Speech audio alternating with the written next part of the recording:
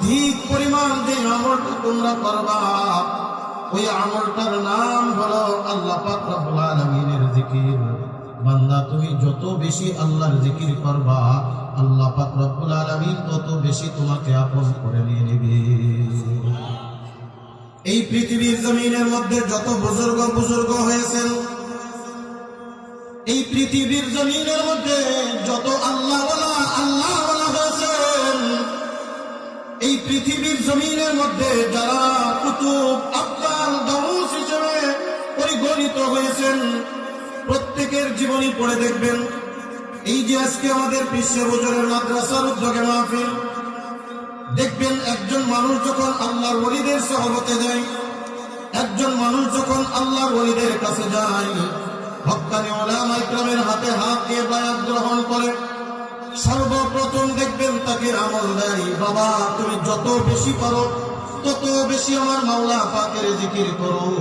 কারণ জিকির এমন একটা ইবাদত, যে ইবাদতের মাধ্যমে আল্লাহ পাক রব্বুল আলামিন অন্তর পরিষ্কার আর পরিচ্ছন্ন করে দেন, যে ইবাদতের মাধ্যমে আল্লাহ পাক রব্বুল আলামিন আমলকে পরিষ্কার আর পরিচ্ছন্ন করে দেন, গুনাহগুলি মাফ করে দেন, গুনার জায়গাগুলিকে আল্লাহ পাক রব্বুল আলামিন নেকি দিয়ে পরিণত করে দেন।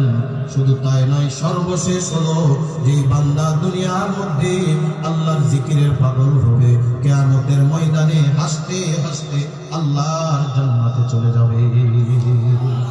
এই কারণে আল্লাহ পাক রব্বুল আলামিন বলেন, ইয়া আইয়ুহাল্লাযীনা আমানু যকুরুল্লাহা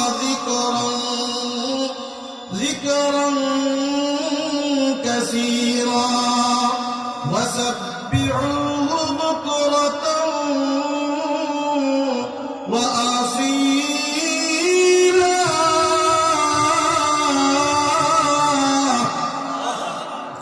আল্লাহ পাক রব্বুল আলামিন বলেন, হে দুনিয়ার মানুষ, যারা আমি আল্লাহর উপরে ঈমান এনেছো, আমি আল্লাহকে আল্লাহ বলে স্বীকার করে নিয়েছো, তোমরা যদি আমি আল্লাহর সাথে সম্পর্ক করতে চাও, তোমরা যদি আমি আল্লাহর সাথে মহব্বত স্থাপন করতে চাও, তবে তোমরা বেশি বেশি আমার জিকির করো, বেশি বেশি আমার তাসবিহ আদায় করো। বন্ধুরা আমার, প্রত্যেকটা ইবাদতের একটা লিমিট আছে, প্রত্যেকটা ইবাদতের একটা সময় আছে, প্রত্যেকটা ইবাদতের একটা কাইফিয়াত আছে। মনে করেন আজকে এই যে মাগরিবের নামাজ পড়ে আমরা এখানে বসেছি, মাগরিবের নামাজ কয় রাকাত? কথা বলেন, মাগরিবের নামাজ কয় রাকাত? মাগরিবের ফরজ নামাজ হলো 3 রাকাত। এখন আপনি বড় নামাজি, আপনি বড় পরহেজগার, আপনি খুব বেশি নামাজ আদায় করেন। এখন যদি মনে মনে চিন্তা করেন 3 রাকাত বেজোড় নামাজ কেন পড়বো, 1 রাকাত বেশি পড়ে 4 রাকাত পূরণ করবো, বলেন তো নামাজ বেশি হলো না কম হলো? কত? 3-এর জায়গায় কিন্তু নামাজ হলো, ফরজ নামাজ হবে। ইচ্ছাকৃত 3-এর জায়গায় 4 করলে ওই লোকটার কি ফরজ নামাজ হবে? প্রত্যেকটা ইবাদতের একটা নির্দিষ্ট সময়সীমা আছে। 3 সময়ে নামাজ পড়া সম্পূর্ণ হারাম। 3 সময়ে নামাজ পড়লে নেকি হয় না, বরং গুনাহ হয়। সূর্য যখন উদিত হয়, সূর্য যখন মাথার উপরে, সূর্য যখন অস্ত যায়, এই 3টা সময়ে যদি কোনো ব্যক্তি নামাজ পড়ে, ওই নামাজ আল্লাহর দরবারে কবুল হবে না। জেনে শুনে পড়লে ওই লোকটার আমল নামায় নেকির জায়গায় গুনাহ লেখা হয়। কথা কোন ঠিক কিনা? কিন্তু এমন একটা নফল ইবাদত, যে ইবাদত আল্লাহ পাক রব্বুল আলামিন নিজেই বলছেন, দুনিয়ার মানুষ এই ইবাদতের কোনো সময় নাই, তোমার যখন ইচ্ছা তখন তুমি আদায় করতে পারবা। তুমি শুয়ে আছো, তুমি দাঁড়িয়ে আছো, তুমি বসে আছো, তুমি কোথাও সফর করতেছো, গাড়িতে আছো, নিজে গাড়ি ড্রাইভ করতেছো, তোমার গাড়িতে এমনি বসে আছো, অথবা তুমি যে হালাতে থাকো না কেন, উজু থাক আর না থাক, তুমি যদি ইচ্ছা করো তাহলে তুমি জিকির করতে পারবা, আল্লাহরে ডাকতে পারবা। আর যতবার আল্লাহরে ডাকবা, আল্লাহ পাক রব্বুল আলামিন ততবার আল্লাহ আমার ডাকে সাড়া দিয়া দিবে। আল্লাহ পাক রব্বুল আলামিন ডাক দিয়ে বলেন, উদউনি আস্তাজিব লাকুম, বান্দা তুই আমারে ডাক। এ বান্দা, যতবার আমি আল্লাহরে ডাকবি, আমি আল্লাহ ততবার আমি তোমার ডাকের সাড়া দিব। যতবার ডাকবা সুবহানাল্লাহ, যতবার ডাকবা আলহামদুলিল্লাহ, যতবার ডাকবা আল্লাহু আকবার, যতবার ডাকবা লা ইলাহা ইল্লাল্লাহ, আল্লাহ পাক ডাক দিয়ে বলে বান্দা তুই আমারে কেন ডাকলি? আমি তো তোর পাশে আছি বান্দা, বল যা বলবি আমি তোর কথা কবুল করে নিব।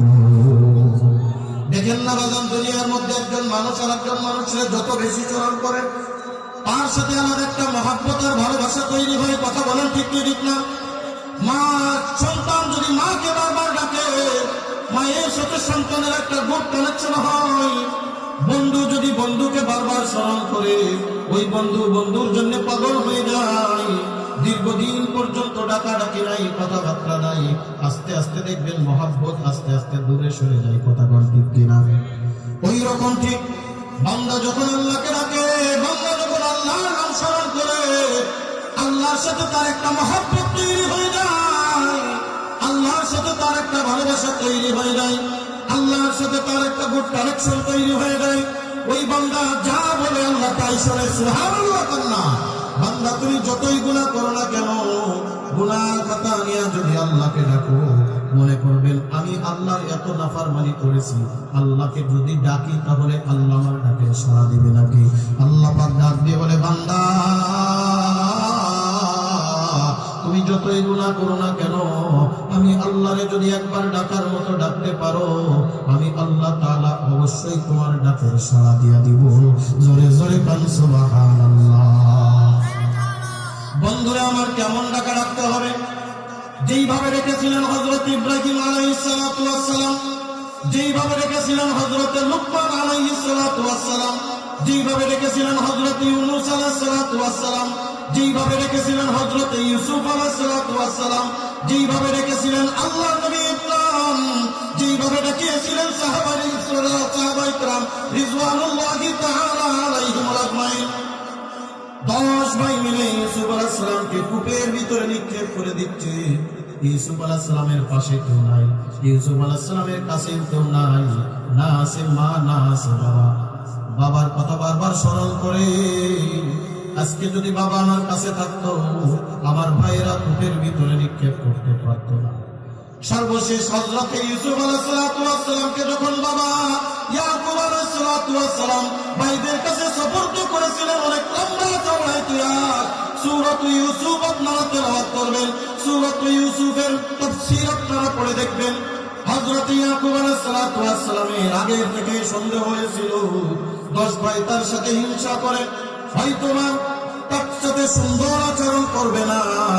যখন ভাইরা তাকে নিয়ে রওনা দিয়েছে, ইয়াকুব আলাইহিস সালাম পিছন থেকে হাতের আঙ্গুল উপরের দিকে দিয়া ইশারা করে ডাক দিয়ে বলে, ইউসুফ আমি তো তোমার সাথে থাকতে পারলাম না, মনে রাখবা, মনে রাখবা, তুমি যতই বিপদে পড়ো না কেন, তুমি ওই মহান মালিককে তুমি স্মরণ করবা।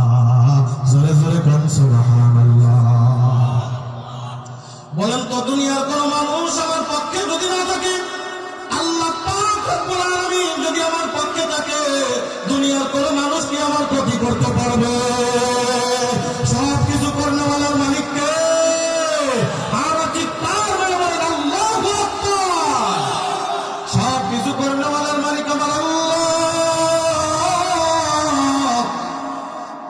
ভাই যখন সব ভাই একসাথে মিলে ইউসুফ আলাইহিস সালামকে কূপের ভিতরে নিক্ষেপ করে দিবে, ওই সময় মনে পড়ে গেছে আমি যখন আসতেছিলাম আমার বাবা পিছন থেকে একটা আঙ্গুল ইশারা করে এভাবে উপরের দিকে তাকিয়েছিল, উপরের দিকে আমার ইশারা করেছিল, ইউসুফ যখন কেউ তোমার সঙ্গে হবে না, সঙ্গে থাকবেন বলেন কে? ওই আল্লাহর কথা স্মরণ করিও। ইউসুফ আলাইহিস সালামকে কূপের ভিতরে নিক্ষেপ করে দিচ্ছে,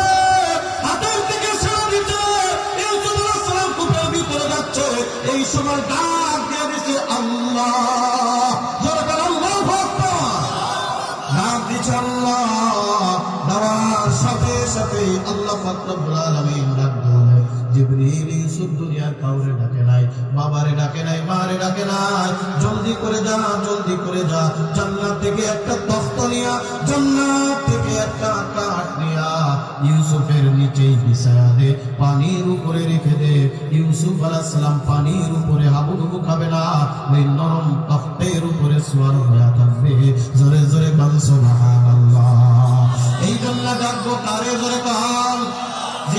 হলো কার? আর এই জিকিরের মজলিসটা আল্লাহর কাছে কত বড় দামি।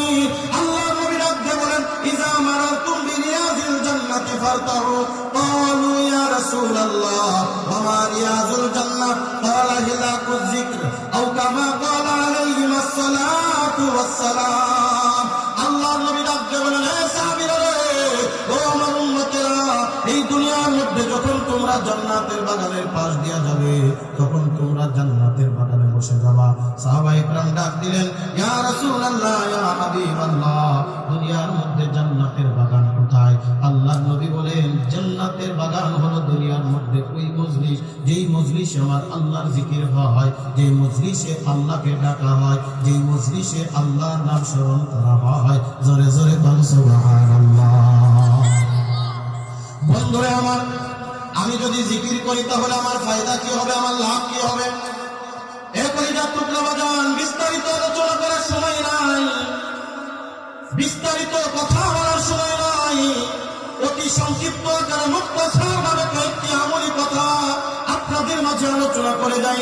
আল্লাহ নবী সাল্লাল্লাহু আলাইহি ওয়াসাল্লাম বলেন, আমার উম্মতেরা রে, আল্লাহরে যদি তুমি ডাকার মতো ডাকতে পারো, আল্লাহর নাম যদি স্মরণ করতে পারো, তাসবিহ যদি আদায় করতে পারো, একবার যদি সুবহানাল্লাহ বলে ডাক দিতে পারো, একবার যদি আলহামদুলিল্লাহ বলে ডাক দিতে পারো, একবার যদি আল্লাহু আকবার বলে ডাক দিতে পারো, আল্লাহর নবী বলেন, তিরমিজি শরীফের হাদিস, তাসবিহাতান ওয়াহিদাতান খায়রুম মিনাদ দুনিয়া ওয়া মা ফিহা।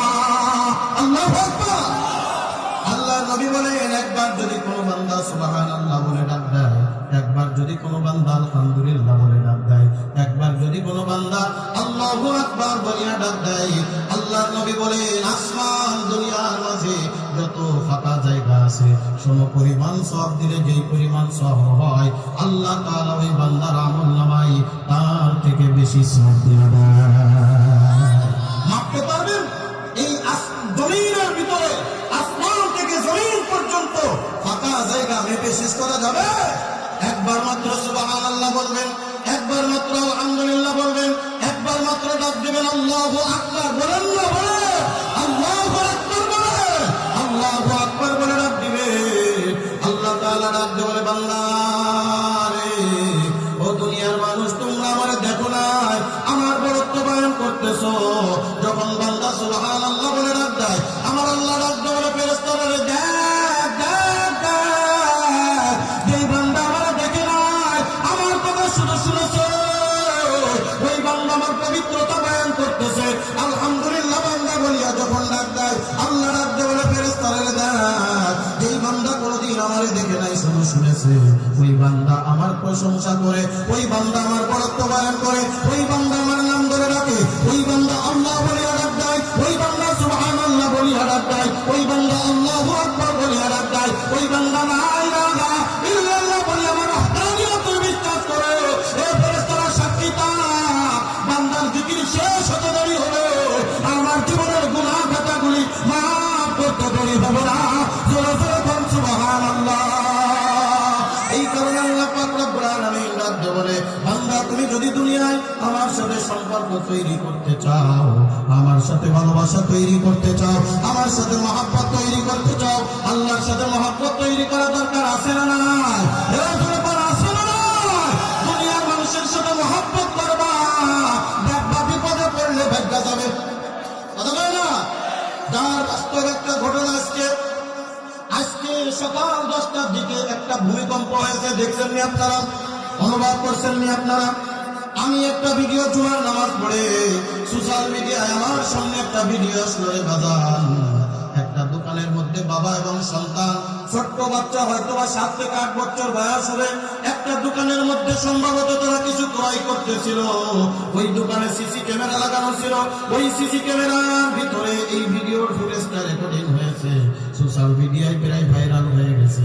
কলিজার টুকরা বাজার, ওই যে যখন ভূমিকম্প শুরু হয়ে গেছে, প্রথম যখন একটা ধাক্কা দিছে, বাবা সন্তানকে না নিয়া একটা দল দিয়া মার্কেটের ভিতর থেকে রাস্তায় চলে গেছে। ছোট্ট বাচ্চা ওই মার্কেটের ভিতরে কান্নাকাটি করে, তারপরে দৌড়াইয়া ওই বাবা এসে সন্তানকে নিয়ে যায়। কলিজার টুকরা বাজার, দুনিয়ায় কার সাথে মহব্বত করলা, কার সাথে ভালোবাসলা? আমরা জানি দুনিয়ায় সবচেয়ে আপন কিন্তু দেখবেন বিপদে পড়ে গেলে মা বলবে আমার প্রাণ আমি আগে বাঁচাই, বাবা বলবে আমার প্রাণ আমি আগে বাঁচাই। তারপরে দেখবো এ কলিজার টুকরা বাজার, কিন্তু ওই আল্লাহর সাথে যদি সম্পর্ক তৈরি করতে পারো, ওই আল্লাহর সাথে যদি ভালোবাসা তৈরি কইরা দিতে পারো, দুনিয়ার সব মানুষ যখন আমার বইলা যাবে, আমার আল্লাহ ডাক দিয়ে বলে বান্দা দুনিয়ার জমিনে আমারে বলে নাই, আমাকে ডাকছে, সকালবেলায় উঠছে আর ডাক দিয়ে বলছে সুবহানাল্লাহ, সন্ধ্যাবেলা ডাকছে সুবহানাল্লাহ, রাত্রে শোয়ার সময় ডাকছে সুবহানাল্লাহ, ওঠার সময় ডাকছে সুবহানাল্লাহ। বান্দা কাজ করছে আর ডাকছে সুবহানাল্লাহ। বান্দা দুনিয়ার কাজে লিপ্ত আর জিকিরের ভিতরে লিপ্ত হয়ে আছে। ওই বান্দা দুনিয়ায় আমারও ভুলে নাই, আজকে দুনিয়ার সব ভুলে যাইতে পারে, সবাই তারে বলতে পারে, আমি আল্লাহ তারে বলতে পারি না। তিরমিজি শরীফের ভিতরে আল্লাহর নবী ডাক দিয়ে বলেন দুনিয়ার মানুষ শুনো, এই দুনিয়ার জমিনের ভিতরে যেই বান্দা আমার যেই উম্মত বেশি বেশি জিকির করবে, কিয়ামতের ময়দানে আল্লাহ পাক রব্বুল আলামিন ডাক দিয়ে বলবেন এ জাকিরিন শাকিরিন বান্দা, দুনিয়ার জমিনের মধ্যে তুমি আমারে বলো নাই, আজকে তোমারে আমি বলতে পারি না, আয় বান্দা আয় আয়, আমি তোরে নিশ্চিত জান্নাত দিয়া দিব। বন্ধুরে আমার ছোট্ট একটা হাদিস বলে আমার আলোচনা শেষ করে দেবো ইনশাআল্লাহ। আল্লাহর নবী বলেন কিয়ামতের ময়দানে আল্লাহ পাকের আরশে আজিমের পাশে কিছু এইরকম আলিশান চেয়ার থাকবে। আল্লাহ পাকের আরশে আজিমের ডাইনে বামে, আরশে আজিমের ডাইনে বামে আলিশান কিছু চেয়ার থাকবে। ওই চেয়ারের উপরে এক শ্রেণীর মানুষগণ বসে থাকবে, যেই মানুষদের চেহারা হয়ে যাবে আকাশের চন্দ্রের ন্যায় শুভ্র, চেহারার ভিতরে নূর চমকাইতে থাকবে। ওই নূরের তাদাল্লিতে পুরা কিয়ামতের ময়দান আলোকিত হয়ে যাবে। জোরে কান্না সুবহানাল্লাহ।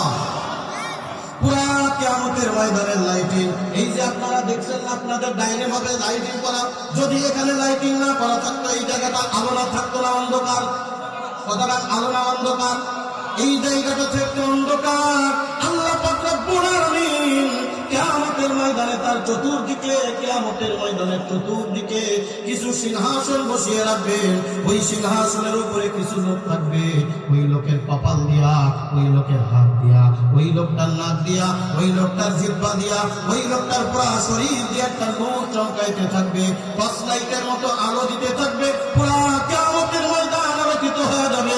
সে সাহাবারা ডাক দিয়ে বলে ইয়া রাসূলুল্লাহ, ইয়া হাবিবাল্লাহ, আমাদের মনে হয় তারা হবে নবী আলাইহিস সালাম। আল্লাহর নবী বলেন না, তারা কোনো নবী হবে না। বলে তাহলে অবশ্যই তারা শহীদ। বলে না, তাও হবে না। বলে তারা মনে হয় আউলিয়া বুজুর্গানে দিন। বলে তাও না। বলে ইয়া রাসূলুল্লাহ, তাহলে বলেন তারা কারা? আল্লাহর নবী বলেন তোমরা বলো।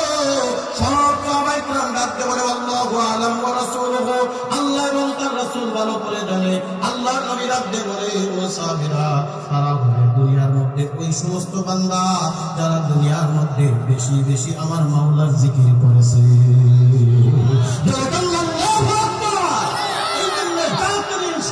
বান্দা হওয়া দরকার আছে না নাই? যারা কোন আছে না নাই?